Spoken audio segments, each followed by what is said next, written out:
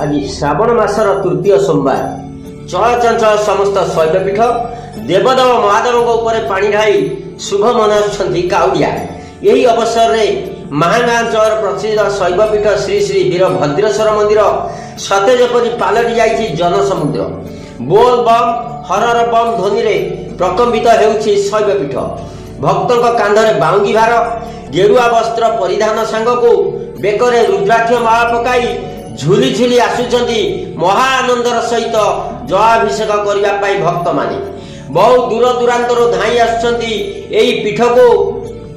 काउडिया भाई माने कथार अच्छी श्रावण मासरे पानी भार नहीं शिवक मस्तक ढाइले कोटि पुण्यर फल मिलता है।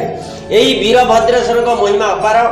यही पीठ रे आज जलाभिषेक करुछंती हजार हजार संख्यार काउडिया भक्त माने। यह एक नियारा परंपरा।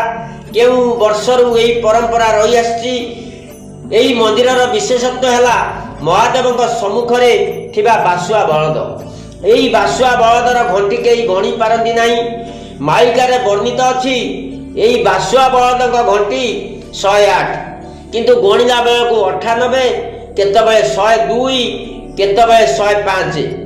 एठारे मासर प्रति सोमवार महादेव दर्शन करने आखपाख अंचल शह शह संख्यार श्रद्धालु भक्त माने आसी महादेव दर्शन करने। एठारे मानसिकधारी मानक मानसिक पूरण हो गले से रुद्राभिषेक करिथांती। श्री श्री वीरभद्रेश्वर पाखरे यार महिमा अपार। जीए जा मानसिक करे ता से पूरण करथांती।